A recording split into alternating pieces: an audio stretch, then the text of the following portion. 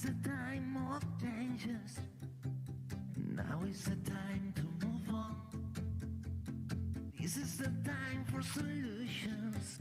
Feel emotion. Be new is born. The any none of you. Now I'm connected to you. The any none of you. Be new will do it for you. This is the time for solutions. Be new is for you. El sector de la aviación está viviendo una experiencia transformadora también por las exigencias ahora mismo de la sostenibilidad que son necesarias en el sector. En esta nueva sesión lo que vamos a hablar es del tráfico aéreo, de esa gestión, de la mejora de la eficiencia operativa, también de aumentar la seguridad y de cómo no reducir las emisiones de CO2. AENA, lo decíamos en la anterior sesión, tiene previsiones de cara a este 2024 de que los pasajeros van a aumentar un 8,3%. Es una exigencia alta que queremos ver si convive también con las reducciones de CO2 que se están exigiendo a nivel europeo. Recordemos ese Pacto Verde, ese plan también Destination 2050 y las previsiones y los objetivos que se han marcado. Pues bien, este crecimiento también de pasajeros y cuáles son estas previsiones de las que hablábamos, que de hecho estamos hablando de 306 millones de pasajeros, una previsión en España en este 2024, subrayan esa necesidad de trabajar conjuntamente y de gestionar el tráfico aéreo de la manera más eficiente posible. Vamos a saludar ya a los ponentes y también al moderador que va a conducir esta sesión. Antoni Paz es director ejecutivo en Quim BSN y Secretaría Técnica de Aeros, la Fundació Quim BSN. Muchísimas gracias por acompañarnos y bienvenido a esta quinta edición del BNew, y también a nuestros ponentes expertos en el sector, bienvenidos también. Pues eso, como decíamos, a partir de el trabajo que también está haciendo desde el clúster Aeros y que nos va a conducir Antoni en esta sesión, vamos a ir conociendo cuáles son esas innovaciones tecnológicas, que precisamente es lo que hacen también desde el clúster, fomentar esa colaboración entre empresas y centros tecnológicos para encontrar esas soluciones innovadoras. ¿El trabajo principal cuál es? Pues la digitalización, el uso de combustibles sostenibles, el desarrollo de tecnologías de hidrógeno, que también hablábamos en la anterior sesión y vamos a ahondar en esta, que es al final la tecnología que está redefiniendo la manera en la que se va a tener que trabajar en los próximos años. Así que, sin más dilación, adelante, vamos a escuchar atentamente y luego comentamos. Muy bien, gracias. Pues muchas gracias, buenos días. Un placer estar en esta mesa redonda sobre innovación y en la gestión del tráfico aéreo. Además, tengo el gusto de presentar a dos personas que hemos ido compartiendo los últimos días algo de información y de planteamiento de la misma mesa redonda, y que son Fran Sanmartí, director de sostenibilidad de Vueling, y Irene Rodríguez Gauchax de SITA, que es analista senior. Bueno, hoy además compartimos con Frank la constitución oficial del clúster, como decíamos, de Aeros. Aeros es un ecosistema de innovación que lo que pretende es juntar toda la cadena de valor del sector aeronáutico y del sector aeroespacial, dos sectores que aparentemente ya sabéis que parecen muy relacionados, pero que al final tienen una serie de diferencias muy importantes y que de alguna manera tenemos que resolver integrando cadenas de valor, consiguiendo que no estén tan estresadas en el caso de la aeronáutica y fomentando el uso de la tecnología espacial en todos los ámbitos de la sociedad, incluso también en el tránsito aéreo, ¿no? ¿Qué hemos planteado para hoy? Hemos planteado un debate con 4 ejes, 4 factores clave que nos gustaría tocar durante todo el rato que podamos compartir juntos. El primero es efectivamente lo que mencionábamos del incremento del tráfico aéreo. Es un reto que tenemos, es Vox Populi que el tráfico aéreo se ha incrementado y por lo tanto tenemos que gestionar ese incremento. Luego hay un boom tecnológico con un montón de nuevas tecnologías disruptivas que están apareciendo en los últimos años. Hablaremos de Machine Learning con Irene, y también la inteligencia artificial y cómo se integran todas estas tecnologías. También haré alguna pregunta un poco más de innovación disruptiva relacionada con el uso de datos satelitales en el tránsito aéreo y con los proyectos que tiene efectivamente Vueling, que nos explicará Frank Sanmartí después. El tercer de los elementos claves que vamos a tocar hoy es evidentemente el de la sostenibilidad. Es un must, es un flagship de la Unión Europea, es Es algo que no podemos rehuir. Tenemos un horizonte que es la Agenda 2030. Tenemos una serie de retos de transformación de los sectores, de evitar pues, que la huella de carbono sea tan elevada y ver qué se está haciendo, porque parece que no estamos resolviendo ese problema y estamos en camino de su resolución, ¿no? Y probablemente os sorprenderán algunos de los proyectos que vamos a comentar. Y el último tema que nos gustaría tocar, si es posible en el tiempo que nos dé esta mesa redonda, es el espacio aéreo compartido y el multiusos que puede haber en los próximos años, ¿no? Y cómo vamos a resolver con la tecnología actual y con las soluciones que podamos ir consiguiendo en los próximos años para fomentar y a favorecer ese espacio aéreo compartido. Estos serían los 4 temas que queremos tocar. Y sin más, voy a ceder la palabra a Frank para que nos explique un poco desde la perspectiva de una aerolínea comercial, cómo, en este caso, Vueling ha integrado, digamos, toda la innovación en el día a día de su actividad. Frank, por favor. Muchas gracias, Antoni, por vuestra invitación y a toda la organización de Biniu. Bueno, pues somos una compañía aérea. El tema de la reputación de las emisiones de CO2 en el sector de la aviación ahora mismo pues es un tema candente, ¿no? La gente cree que somos uno de los sectores más contaminantes, cuando la realidad es que cerca del 2-3% de las emisiones de CO2 globales son realmente de la aviación. Dicho esto, pues tenemos un compromiso. Nosotros formamos parte de IAG, que es el primer grupo de aerolíneas del mundo que nos hemos comprometido a alcanzar las emisiones netas cero en el año 2050. ¿Y cómo lo vamos a hacer esto? Pues principalmente 3 palancas. La primera son los combustibles sostenibles de aviación, que es una gran innovación. Yo diría que es la innovación más disruptiva que hay de los últimos años en la aviación. Y luego temas operacionales, eficiencia operacional, eficiencia de flota. Claro, ¿cómo podemos tener un avión que no contamine, ¿no? Se habla del avión de hidrógeno, pero claro, realmente, o sea, pensemos 4 números, ¿no? La flota mundial en estos momentos es de 25.000 aviones. Entre Airbus y Boeing están saliendo de la fábrica cerca de unos 1.000 aviones al año. Se está hablando de que el primer prototipo de avión parecido a lo que sería un Airbus 320 actual, pero propulsado por hidrógeno, podría ser en el año 2040, ponle 5 años para testear, certificar, 2045. ¿Cuánto tardaríamos en sustituir una flota de 25.000 aviones a 1.000 aviones al año? Pues 25 años más. O sea, nos vamos mucho más allá de 2045 y en cualquier caso estaríamos hablando de corto y medio alcance, aviones más bien pequeños, no estamos hablando de largo alcance y mucho menos para baterías, soluciones de baterías eléctricas. Por ejemplo, una batería que fuera capaz de levantar un Airbus 320 tendría que pesar 90 toneladas, cuando el máximo peso que aguanta estructuralmente el avión, incluyendo pasajeros, estructura, motores y combustible, es de unos 70 toneladas. Entonces, ya se ve que tampoco la electricidad con las baterías actuales sería una solución. Y ahí es donde entran los combustibles sostenibles de aviación, el SAF por sus siglas en inglés. Y nosotros como grupo nos hemos comprometido a usar un 10% de este SAF en 2030, que es 4 puntos más de lo que va a exigir la normativa europea, el ReFuel. Y bueno, es una solución que la gran ventaja que tiene es que permite ser utilizado en los aviones actuales sin necesidad de realizar ninguna modificación ni en los motores ni en los aviones y permite reducir las emisiones de CO2 en el ciclo de vida en un 80%. Es por tanto, una solución que ya está disponible, ¿no? Y de hecho, nosotros hemos sido la primera aerolínea en suministrarlo en el aeropuerto del Prat. Y de hecho, este año hemos hecho la mayor compra de la historia de SAF en España con el grupo IAG en 25.000 toneladas, de las cuales la mayor parte será para Vueling.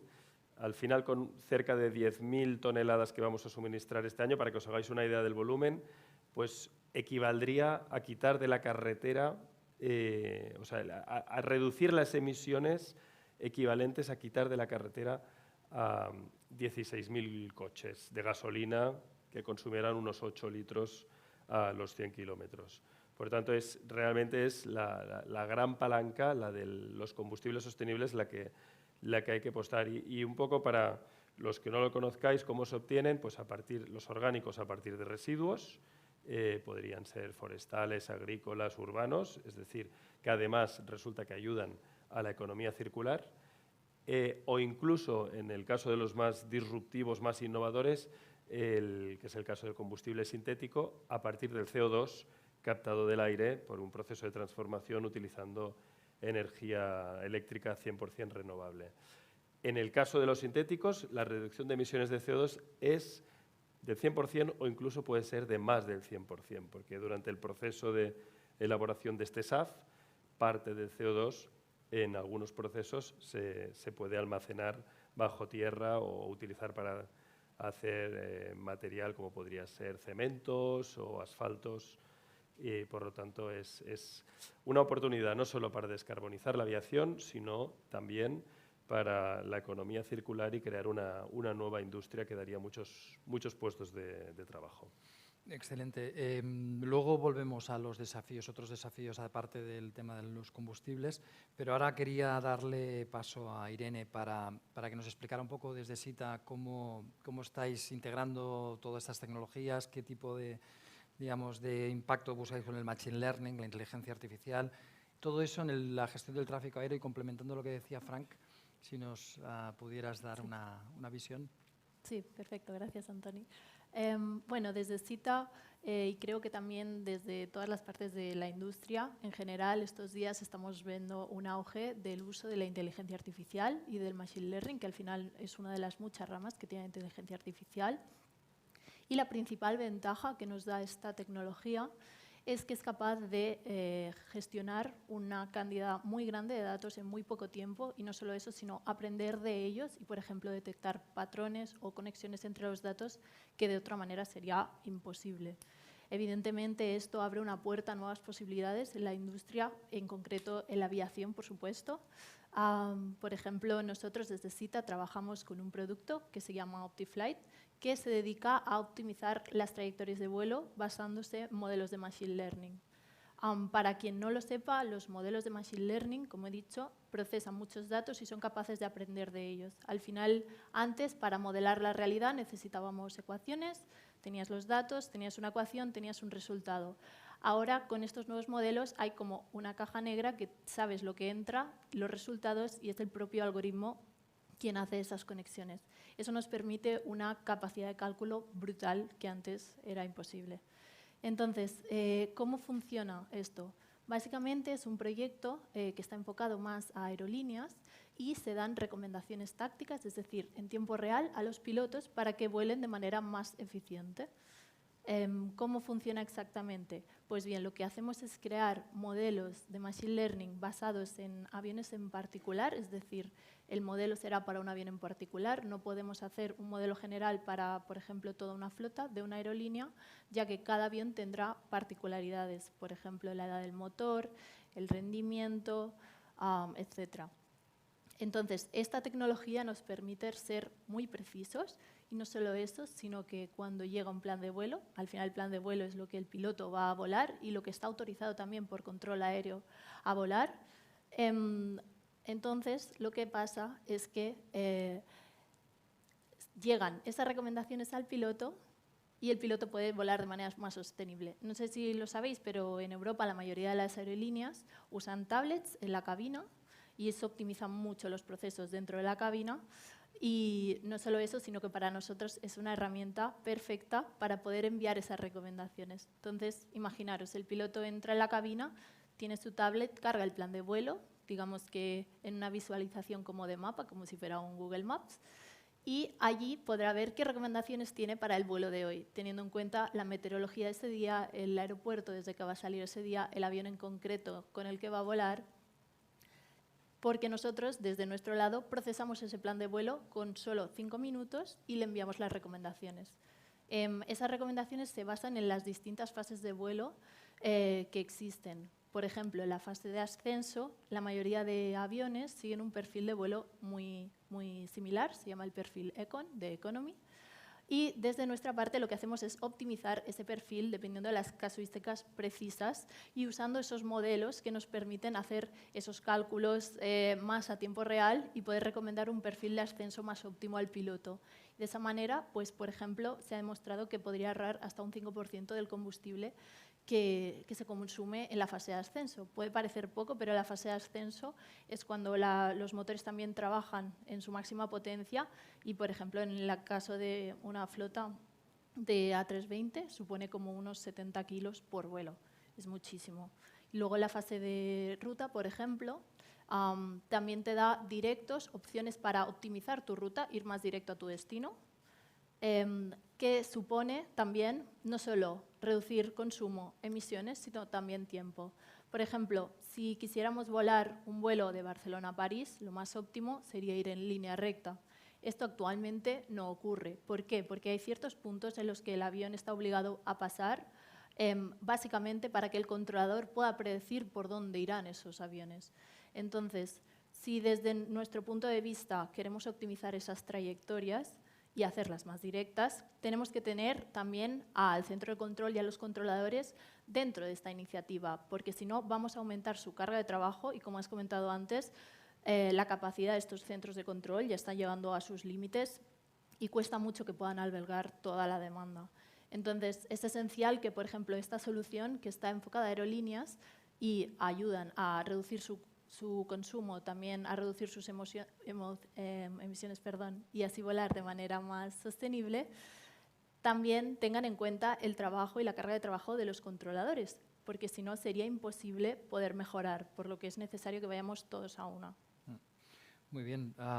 Bueno, es un tema interesante desde el punto de vista de que no somos a veces conscientes de todas las casuísticas que se pueden dar, ¿no? Y cuando te lo explican te quedas muy fascinado con la situación. Pero volviendo a Frank, y una pregunta un poco para los dos, pero empezando por Frank, volveremos al tema de la descarbonización y de los combustibles en la última parte del debate, pero ahora me interesa un tema muy, digamos, muy trivial, casi, pero ¿cómo integráis estas soluciones tecnológicas? Porque ya nos estaba explicando que tienen que estar los controladores.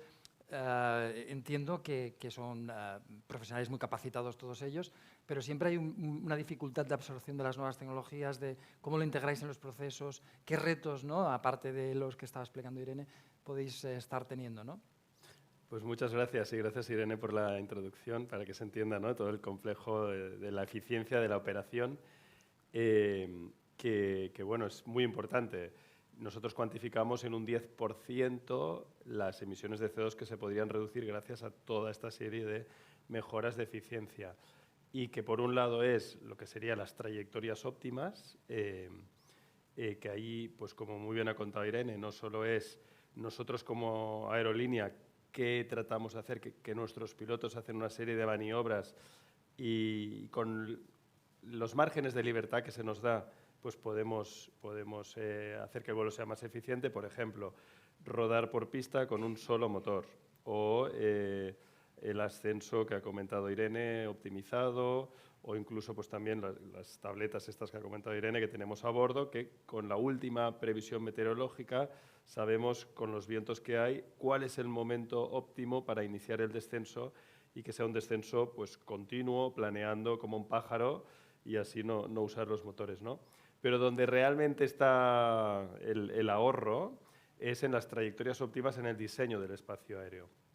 Y entonces, por eso es tan importante, uno, cómo está diseñado el espacio aéreo y dos, cómo funciona digitalmente toda la interacción, no solo entre aerolínea y proveedor del servicio aéreo, sino entre los diferentes Estados miembros y los sistemas de control de tráfico aéreo de los diferentes países. Entonces, aquí tenemos un grupo de trabajo pionero a nivel mundial con ENAIRE, que es el gestor del espacio aéreo español, también con Eurocontrol estamos trabajando y el primer achievement, logro que hemos conseguido ha sido que hemos logrado definir un nuevo estándar para la medición de lo que le llamamos las trayectorias óptimas, en el cual calculamos cada día para cada vuelo con las características de cada avión y de la meteorología de ese momento y con las características de esa ruta, cuál es la trayectoria óptima que uniría los dos aeropuertos. Y luego lo comparamos con el plan de vuelo optimizado que nos ha aceptado Eurocontrol por las circunstancias de las restricciones múltiples que tenemos en el espacio aéreo y comparamos cuál habría podido ser el ahorro obtenido. Algunas veces, como mostró el ejemplo que hicimos en un vuelo de prueba entre Barcelona y Lyon, se pueden romper estas reglas y, bueno, ahí eso sí se exige una cooperación humana increíble, tiene que ser un proceso manual, por decirlo así, en donde pues te saltas las normas, ¿no? Y en ese caso fuimos capaces de reducir un 16% la distancia volada y un 11% las emisiones de CO2. Pero eso, evidentemente, no es escalable. Lo que se necesita es una solución tecnológica que sea capaz de, una vez identificadas esas trayectorias óptimas, que, por cierto, desde que hemos arrancado el proyecto y estamos analizando todos estos datos, estamos hablando ya de 150.000 planes de vuelo analizados, en donde se podrían haber ahorrado las emisiones de CO2 o la distancia equivalente a dar 175 veces la vuelta a la Tierra. Por lo tanto, estamos hablando de un ahorro que probablemente va entre el 6-7% en ahorro horizontal y otro 2% en vertical, pero es un montón cuando lo multiplicamos por todos los vuelos, ¿no? Según Eurocontrol, el proyecto del cielo único europeo permitiría ahorrar un 10% las emisiones de CO2, que esto estamos hablando de 18 millones de toneladas de CO2 que se evitarían al espacio aéreo cada año. Entonces, seguimos trabajando en esto, soluciones digitales y de innovación, gracias al equipo de más de 600 programadores que tenemos de IT, data e innovación en nuestro hub de innovación, pero también sobre todo aquí la clave es colaborando con otros actores del sector, porque solos no vamos a poder lograr los objetivos. Sí, para cerrar este primer bloque sobre la integración de tecnologías, quería preguntarle justamente a Irene en esta línea, digamos, en teoría de la innovación hay un problema, se dice que la tecnología, digamos, lo puede solucionar prácticamente todo, y si no, invirtiendo y con un poco de paciencia, en el momento en que estamos seguramente encontramos una solución tecnológica, pero muchas veces el problema es justamente ese, ¿no? El cooperar entre los diferentes actores y ser capaces de integrar un iPad en una cabina de vuelo, que probablemente la primera vez que se hizo, el primer piloto debió pensar qué se estaba haciendo, ¿no?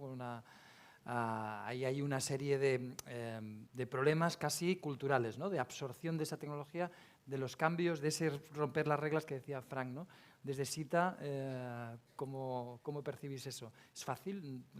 Sí, bueno, siguiendo un poco con lo que ha dicho Fran, creo que lo más importante que ha comentado es que no puedes hacer cambios tú solo, es imposible. Entonces, lo más importante para avanzar a una aviación más sostenible en Europa es hacerlo conjuntamente con todos los actores que pueden estar involucrados.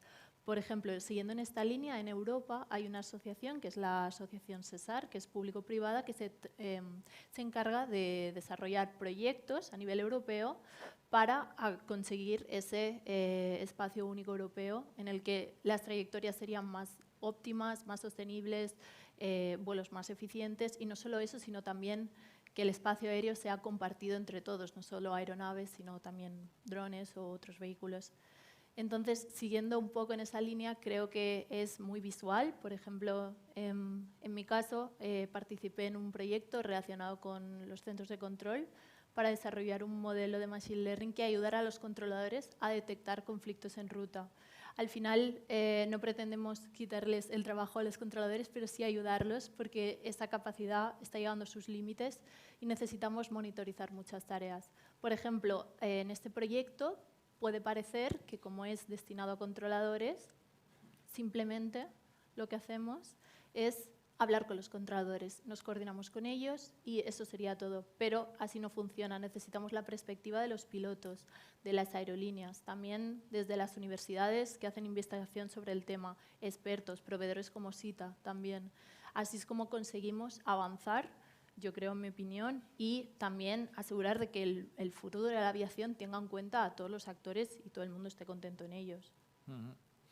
Sí, vamos a dar el paso a la segunda parte de la conversación, que tiene que ver con la mejora de la seguridad y la eficiencia operativa. Es un tema complejo, pero bueno, me gustaría preguntarle, ya nos has dado unas pautas, Frank, pero un poco acabar de dar esta responsabilidad que tiene Vueling y que se compromete, ¿no?, en cuanto a qué tecnologías estáis explorando que puedan realmente mejorar y beneficiar en términos de combustible, de reducción de costes operativos. ¿Algo más que estéis explorando o algo más que quieras puntualizar en ese sentido? Sí, bueno, quizás para resumir un poco todo el panorama, ¿no?, que podríamos tener en el futuro, ¿cómo sería el vuelo del futuro? Me gusta usar un ejemplo del vuelo que os he comentado que hicimos entre Barcelona y Lyon, en el que fuimos capaces de reducir un 70% las emisiones de CO2. Y ahí un poco se juntaron todos los ejes que podemos activar, ¿no?, a nivel tecnológico y de innovación. Ahí se suministró en ese vuelo un 50% de SAF, que en ese caso permitió reducir las emisiones de CO2 en el ciclo de vida un 80%. Se voló una trayectoria óptima con lo que os he comentado antes, que se permitió reducir un 16% la distancia, y se utilizó un Airbus 320 Neo de nueva generación que ya de por sí tiene un consumo de combustible, con todas las iniciativas que le añadimos de reducción de peso a bordo, de un 20%. Reducción de peso a bordo, por ejemplo, para que os hagáis una idea, el mismo iPad antes era un saco como de deporte que pesaba 70 kilos, lleno de papeles, manuales, y había que llevarlo ahí, con todos los manuales del avión, las cartas de los aeropuertos, alternativos, etc. Entonces, sacar 70 kilos de un avión es una barbaridad, son 15 kilos de CO2 de ahorro por vuelo. Multiplicarlo esto por 220.000 vuelos al año. Al final, pues salen muchas toneladas de CO2 evitadas. O pues, por ejemplo, otras medidas de reducción de peso a bordo, como asientos ultraligeros o los carritos a bordo, ¿no? Entonces, pero claro, para que todo esto pase a ser masivo, sobre todo el tema del SAF, de los combustibles sostenibles, ya hemos dicho que solos no podemos, necesitamos el apoyo de todos los actores de la cadena de valor, a suministradores de combustible, fabricantes de aeronaves, pero también reguladores. Tenemos países como los Estados Unidos que están apostando por los combustibles sostenibles de aviación, por eso ahora mismo Estados Unidos es un líder a nivel mundial de la producción de estos combustibles, y no podemos quedarnos atrás, porque aquí la materia prima la tenemos en casa. No necesitamos importar el combustible fósil desde otros países que tradicionalmente han sido exportadores. Podríamos utilizar pues, residuos urbanos, agrícolas, forestales. Tenemos un problemón pues, de limpiezas de bosques que cada vez están más sucios. Tenemos incluso los combustibles sintéticos, que es captura de CO2 a través del aire, y estamos haciendo cada vez más partnerships a través no solo de nuestra incubadora aceleradora de startups, sino con empresas que se dedican a esto, a la producción de combustibles sintéticos a partir de captura de CO2 del aire. Entonces, lo que necesitamos aquí es que se apueste decididamente por unos esquemas de aceleración y de uso de este tipo de combustibles, o incluso del SESAR, ¿no?, el programa europeo, de hacer que el cielo único europeo pues, sea una realidad y se reestructure cuanto antes, con ayudas público-privadas, colaboraciones. El Aeros es un buen ejemplo, ¿no? Hubs donde se encuentran los diferentes actores y trabajamos todos juntos para lograr el objetivo común. El tema del SAF, claro, es que no solo nos permitiría descarbonizarnos a nosotros.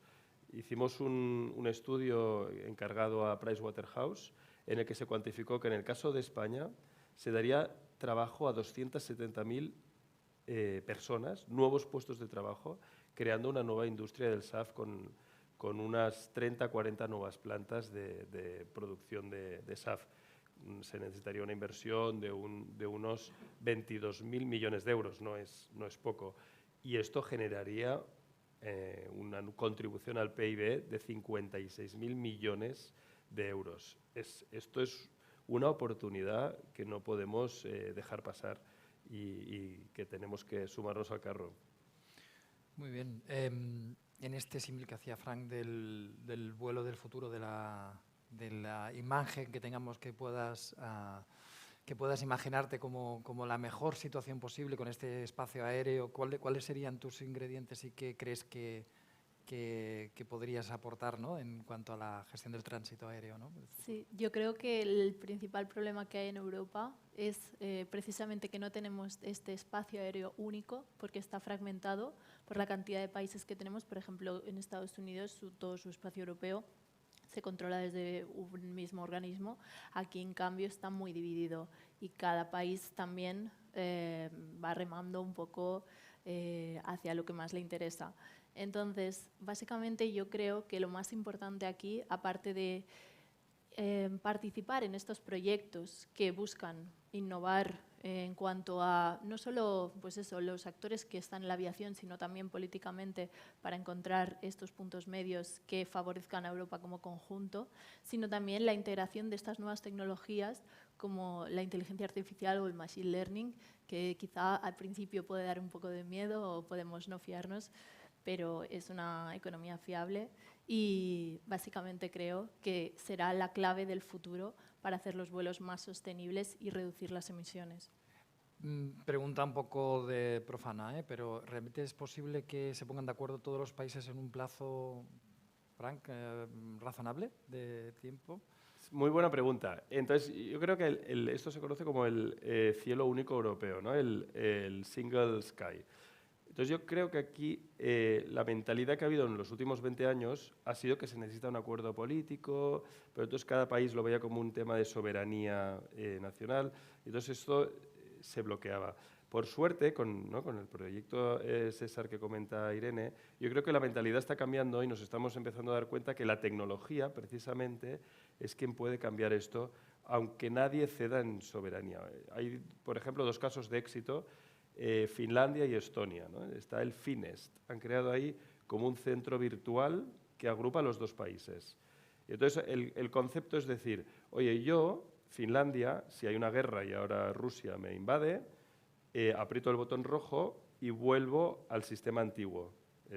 Yo soy soberano de mi sistema, de mi espacio aéreo, mis controladores en mis centros de control controlan mi espacio aéreo. Estonia lo mismo.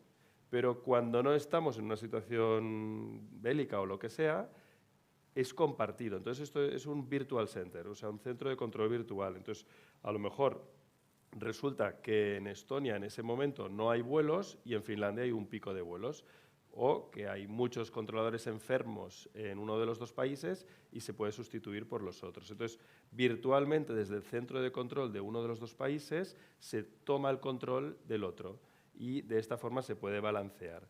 Es decir, en Europa hay suficientes controladores aéreos para controlar todos los vuelos que hay. El problema es que no están en el lugar apropiado en el momento apropiado. Y cuando se van produciendo picos de tráfico aéreo en las diferentes zonas, en esos centros de control, nosotros sufrimos mucho en Francia, se ven congestionados y es cuando los controladores pues, no dan abasto y empiezan las regulaciones, que es que estás ahí con el avión esperando a despegar y el avión no sale porque el comandante te dice que tienes una regulación, que el slot te lo han adelantado y es porque el espacio no aguanta tanta capacidad. Entonces, con soluciones tecnológicas esto se puede mejorar. Otro ejemplo de éxito es en Suiza. En Suiza han hecho un centro virtual entre Zúrich y Ginebra y ahí también son capaces de balancear carga. Entonces, un poco lo que estamos intentando, ¿no?, de compañías como SITA, Vueling, es encontrar soluciones tecnológicas para que esa interacción entre los diferentes países sea posible y crear casos de éxito para que los otros países de la Unión Europea lo puedan adoptar como propio. Y este proyecto que comentabas, Irene, de alguna manera es capaz, porque hay un montón de iniciativas legislativas para el espacio, para la ley de, bueno, en fin, hay, en la Comisión Europea mismo no hace mucho estuvo debatiendo durante mucho tiempo para conseguir un acuerdo mínimo sobre la ley. ¿El proyecto cómo resuelve esta situación? Yo creo que la clave, aparte de tener varios actores, es que son de distintos países. Por ejemplo, en el ejemplo que os comentaba antes de la solución para los controladores para detectar conflictos usando modelos de Machine Learning, la clave estaba en que la universidad era la Politécnica de Madrid, en España, pero el espacio aéreo donde se probó era en Suiza, precisamente. Había investigación también de Croacia, es decir, aerolíneas francesas. Tenemos varios componentes, no solo de varios sectores, por así decirlo, sino también de varios países. Y al final, al ser una iniciativa también propuesta por la Unión Europea, yo creo que a largo plazo también, creo que un poco prueba y error, todas las industrias de este sector se están dando cuenta que si no se mira de una manera conjunta hacia el futuro para mejorar pues estas trayectorias y hacerlo de una manera más sostenible, sería imposible. Un dato arrollador, por ejemplo, que daba Aerocontrol es que si no hacíamos nada, si seguíamos tal y como está el diseño del espacio aéreo europeo ahora mismo, para 2040 podríamos llegar a tener 20 minutos por vuelo de retraso simplemente debido a esta falta de capacidad. Ya no digamos si hay pues, una huelga en Francia o hay tormenta. Entonces es necesario, yo creo, y por eso al final todos los países y todos los actores participan, porque también les beneficia. Una pregunta técnica muy específica de esto. ¿Los países ya estaban predeterminados y habían firmado un acuerdo para hacer este tipo de implementaciones de las... O se buscaron luego, es decir, para que la audiencia lo conozca? Pues mira, la verdad es una buena pregunta, no te sabría decir. Desde mi parte yo estaba en la Universidad de Madrid trabajando con ellos, entonces sí que ellos como Departamento de Innovación y de Investigación en este ámbito se pusieron en contacto con ese proyecto que se empezaba a cocer. Pero creo que sí, de alguna manera tienen que mirar siempre, estar un poco repartidos entre todos los países para que también nadie se sienta excluido. Sí, porque eso no parece claro. Ciencia ficción, ¿no? Que puedan acordar así. Muy bien, vamos a dar el paso a la última parte del debate que quería plantearos, que es este espacio aerodiverso y esta sostenibilidad que estamos buscando, el compromiso, por ejemplo, que nos ha explicado Frank. Habéis liderado un montón de iniciativas para mejorar la sostenibilidad, nos las has explicado bastantes, pero no de las del pasado, sino las del futuro. ¿Cuál crees que es la más destacada que estáis pilotando ahora, ¿no? O a lo mejor la evolución de las que estáis haciendo en los últimos años, ¿cuál es la más destacada? Bueno, sin ninguna duda, te diría, la digitalización en general y nos va a permitir innovar en un montón de cosas. No hay una, son muchísimas. Toda la suma de todas ellas son las que nos tienen que permitir alcanzar el net zero. Los combustibles sostenibles de aviación en SAF, sin ninguna duda, son los más importantes, es la palanca fundamental. Tienen un 80% de reducción de emisiones de CO2 en el ciclo de vida, los que estamos usando a día de hoy, y será del 100% cuando sean sintéticos, por tanto ya se ve que por el peso que tienen y la gran ventaja que tiene, que no hay que cambiar la flota, pues tiene que ser el caballo ganador, ¿no? El tema es cuál de todas las tecnologías será la que va a ganar, porque hay un montón de diferentes tecnologías que están avanzando y aquí es como una carrera. Entonces nosotros no estamos apostando por una, somos agnósticos desde el punto de vista de tecnología, sino que tenemos un portfolio de muchas tecnologías diferentes para bueno, pues que al menos esas que vayan ganando, pues nosotros tengamos ahí un suministro asegurado, porque lo que tenemos que hacer, al final no lo olvidemos, es evitar que suban los costes de la aviación. Estos combustibles a día de hoy son de 3 a 5 veces más caros que el combustible fósil tradicional.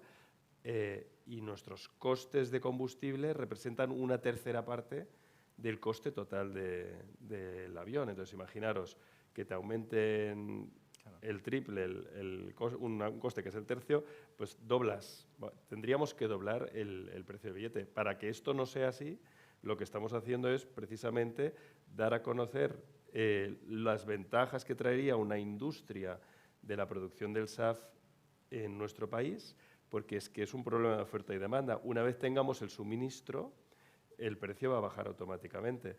La producción, quiero decir. O sea, la producción actual es de solamente, no llega ni siquiera al 0,1% del total de la demanda de combustible de aviación. Ley de la oferta y la demanda. Entonces, si estamos pidiendo tantas toneladas, pues el precio se dispara. En el momento en que seamos capaces de hacer madurar estas tecnologías y de producir a escala, es que no vale nada un residuo. O sea, ¿cómo puede ser que producir combustible a partir de basuras sea más caro que toda la logística y extracción de un combustible fósil? No tiene ningún sentido. A largo plazo tiene que ser más barato. Entonces, pero para que esto sea así, se necesita una inversión en tecnología, unas tecnologías que son poco maduras, para que se escale y se pueda utilizar y a largo plazo minimicemos el impacto económico que tienen sobre el bolsillo de nuestros clientes. Porque no lo olvidemos, aquí estamos hablando de sostenibilidad ambiental, pero ante todo tenemos que hablar de sostenibilidad social y económica, porque es que el impacto que tiene la aviación, no solo en la conectividad de las personas, en el PIB de los países, en conectar culturas, en atraer ferias pues como esta, eso es un valor innegable. Hay un estudio que también ha hecho Price este año en el que cuantifica el impacto de Vueling en el PIB de nuestro país es de 70.000 millones de euros en el PIB. Es brutal. No solo es el turismo, es todos los negocios que atrae y toda la economía tractor, ¿no?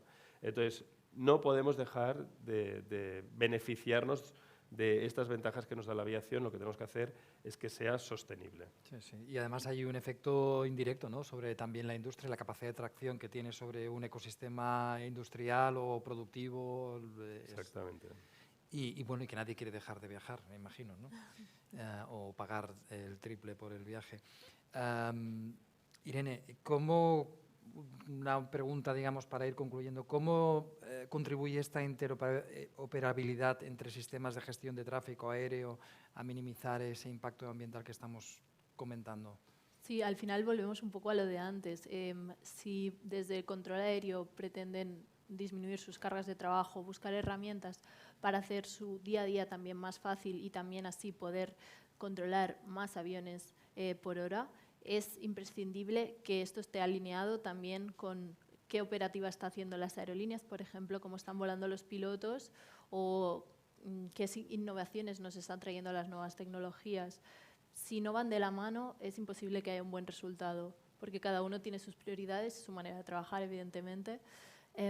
Por lo que yo creo que aquí la clave está siempre en ir todos de la mano, usando también esta nueva herramienta que nos da la inteligencia artificial, y creo que eso será el futuro. El uso de datos masivos y demás, ¿no? Bueno, para ir concluyendo, creo que nos queda un minuto. Comentaba con Frank a la entrada que nos habíamos encontrado con Irene, con Roser de Airbus, y me comentaba también, coméntales que a nivel de observación de la Tierra con datos satelitales se consiguen precisiones de 30 centímetros, ¿no?, para poder optimizar rutas, y que hay una disrupción ahí también, no solo con los datos habituales, sino con los datos satelitales, y le he prometido que os lo diría, y que penséis también en el uso, en la integración, eso que hemos ido hablando, ¿no?, de tecnologías de otros campos, ¿no?, ese cross-sector innovation, ¿no?, de coger cosas que parecen imposibles en este momento, pero que dentro de unos años a lo mejor estáis utilizando datos satelitales también para optimizar las rutas.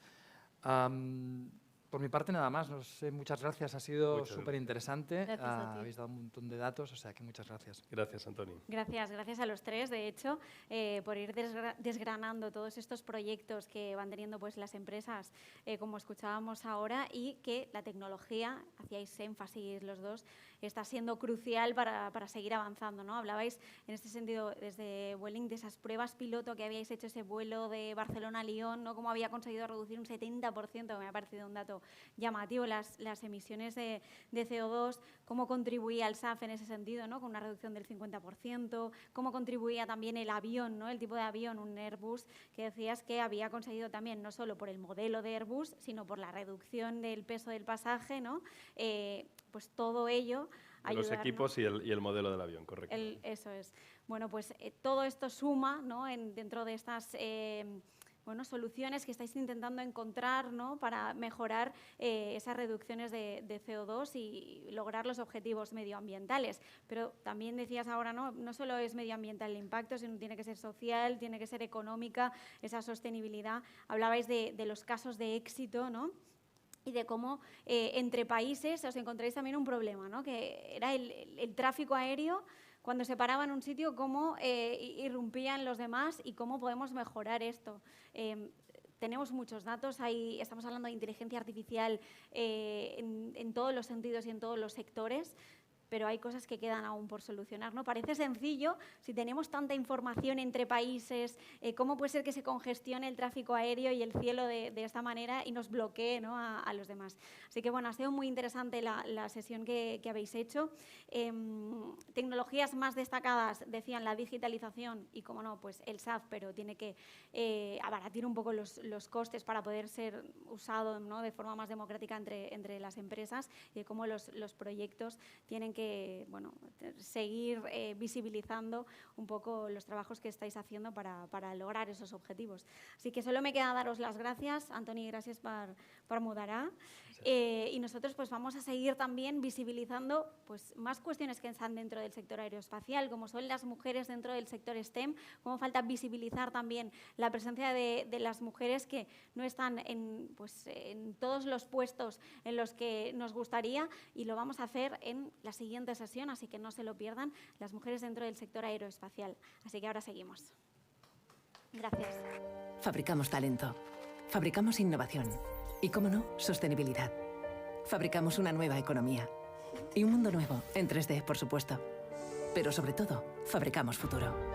Y es que fabricamos empleo para más de 137.000 trabajadores. Fabricamos oportunidades globales de negocio en un espacio de más de 10 millones de metros cuadrados. Y fabricamos servicios de vanguardia y ventajas competitivas para más de 175 empresas. Consorcio de la Zona Franca. Fabricamos oportunidades para tu futuro.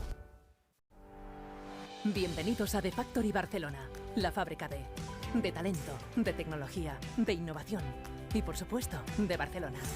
Y es que The Factory consolida a Barcelona como la capital europea de la industria 4.0, de la digitalización, de la transformación, creando en la ciudad 1.500 puestos de trabajo directos y 5.000 indirectos, cerca del metro, del puerto y del aeropuerto, e impulsada por el Consorci de la Zona Franca de Barcelona. Barcelona Activa et connecta quan busques feina o formació, quan vols emprendre o impulsar el teu negoci. Connecta amb Barcelona Activa i aconsegueix els teus reptes professionals. Descobreix com a barcelonaactiva.cat. Barcelona es desconectar. Es volar. Barcelona es descubrir. Es compartir. Barcelona es tocar el cielo. Barcelona es parar el tiempo. Barcelona es vida. Es amar. Barcelona es única. Es un montón de likes. ¿Qué Barcelona conoces tú? Descúbrelas todas en barcelonaesmuchomás.es.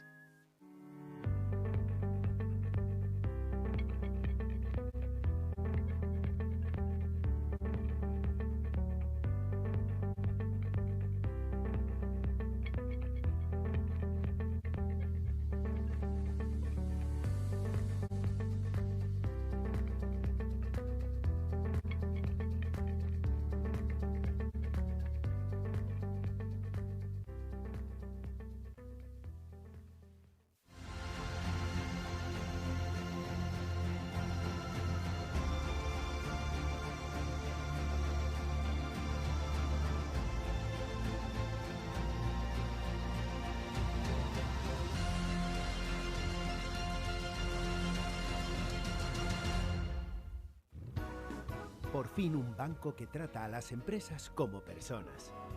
Ibercaja, el banco del vamos. Más de 314 millones de pasajeros han pasado por los aeropuertos del Grupo AENA en España y en el mundo.